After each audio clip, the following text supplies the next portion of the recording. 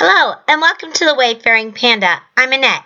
Today I'm using this Eilizabeth Craft Designs dog die to create a tag to put on a gift bag that's going to be a dog theme.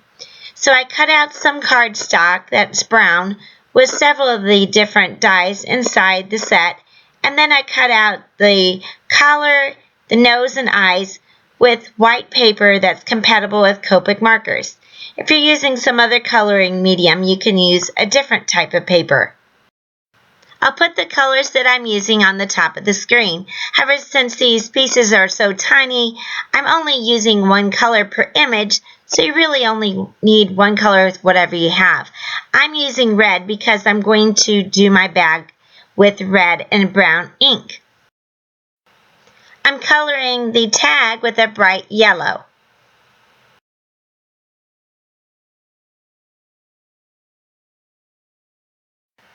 I'm coloring the nose and the eyes with W9, which is a very dark gray, so it looks black.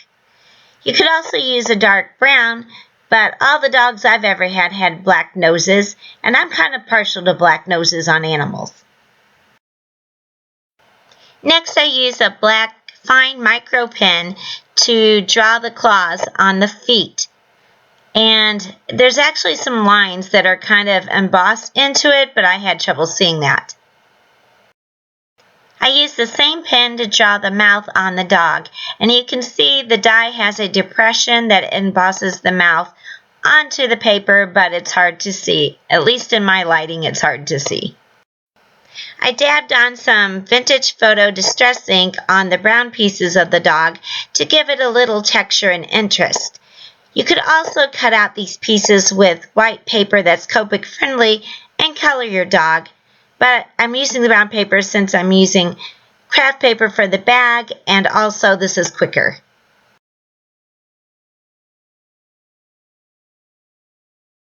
Then I use my Nuvo glue to glue the pieces together.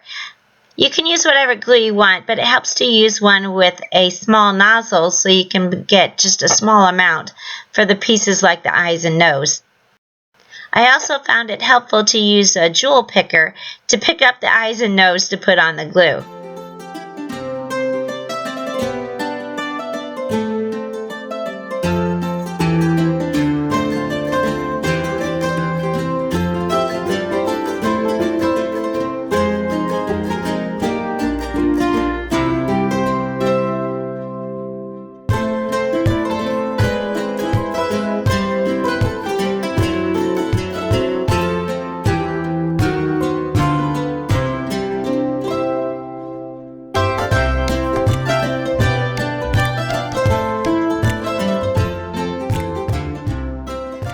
This was the first time I used this die, so I discovered you needed to put the dog collar on before you put the head on.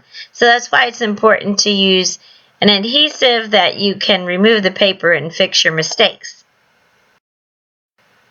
This die also came with a different body so that you could have your dog standing up, and also had a choice of two different ear styles. So these are more triangular, and then there's another ear that's a little bit longer and floppier that you can choose to use. The animal sizes on Eilizabeth Craft Designs dies are perfect for A2 size cards. However, I'm making this as a tag to put on a gift bag, so it gives you another use for your dies.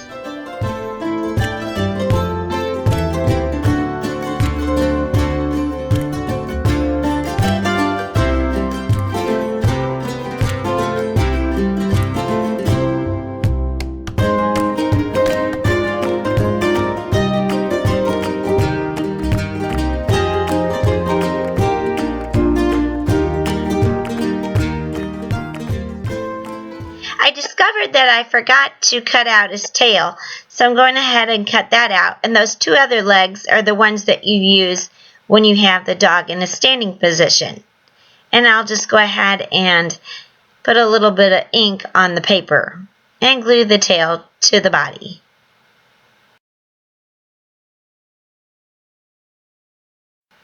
Finally, I'm going to glue the dog to some white cardstock to give him more stability and also so I have some white place to write on. Had some hair stuck on there, so I had to get that off.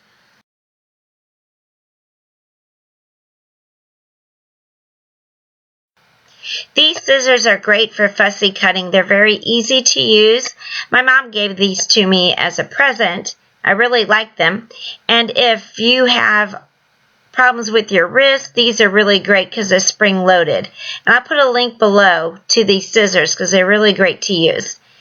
I forgot that I was zoomed in so much, so a lot of my fussy cutting is off screen. But mainly what you want to do is to turn your paper instead of turning your scissors.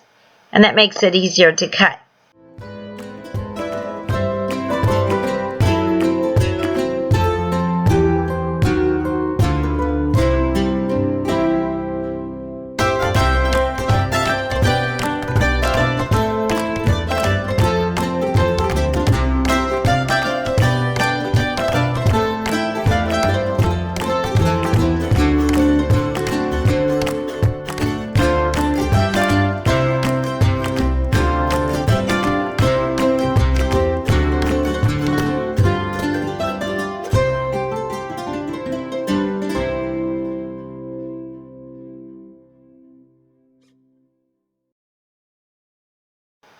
Since I used white cardstock on the back, some of that was still showing. So the trick to that is I found a Copic marker that was pretty much the same color as the paper and went around the edge with that. Unfortunately, I did that off screen. Then I just flipped the dog over and wrote my to and from message on the back. So I often give my sister a present from our dog. So she's the mommy, and of course Vicky is our little puppy.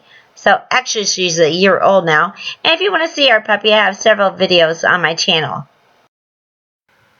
I'm using Dare to Be Artzy Pet Lovers stamp set to decorate this bag. I've had this stamp set for a while. In fact, I got several pet-themed stamp sets when I was at the Schaumburg Stamp and Scrapbook Expo and hadn't used them yet. But I wanted to get these because I knew I would probably make some dog-themed cards and gift bags, and I want to do a photo album for my previous dog, and now that I have a new dog, I'll need to make a photo album for her. I think it's great to find different uses for your craft supplies so you get more bang for your buck. I'm decorating a plain craft shopping bag, and I like the look of the brown and red ink on the craft paper. You could also use white shopping bags or whatever color that you have.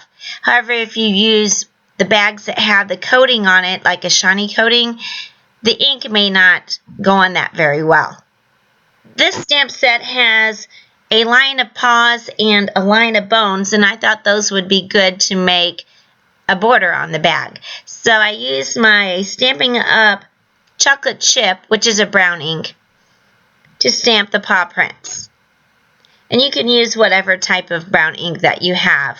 I'm using a dye ink, so that dries faster, so that's a better one to use on this type of project.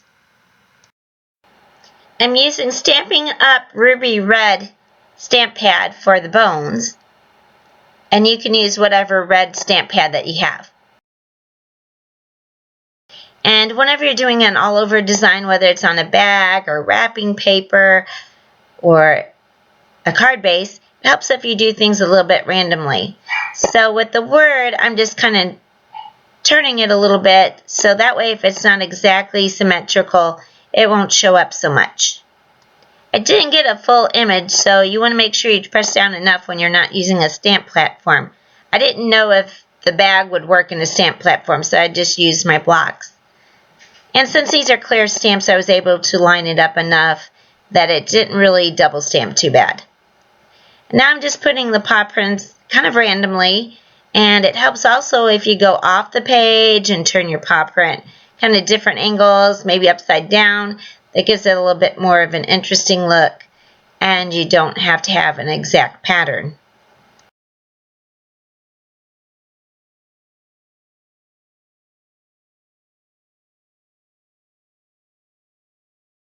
Then I just turn the bag over and do pretty much the same thing on the other side. I'll put a list of all the products that I'm using in the description below. that'll allow you to find the products that I'm using, and also some of those will be affiliate links. Those don't cost you anything to use, but it gives me a commission from any sales that the links produce, and this helps support my channel and allows me to buy some more crafting supplies. Thank you.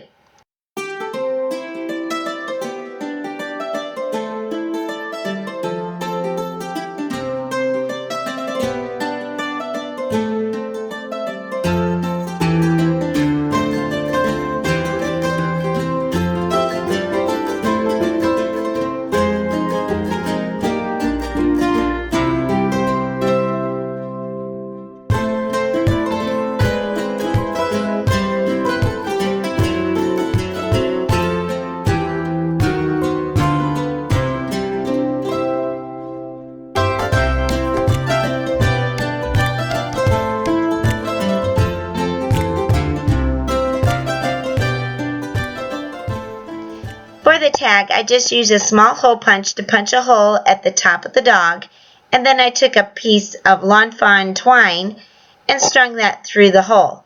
And then I just did a simple knot to attach it to the bag.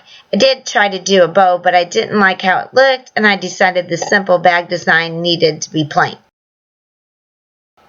I want to thank you so much for watching.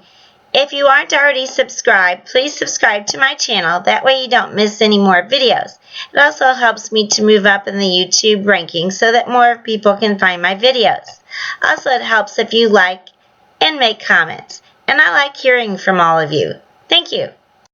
So if you're wondering what a dog gives for a gift, I got my sister some seeds and some garden gloves. Because of course the dog likes to go outside with us and dig.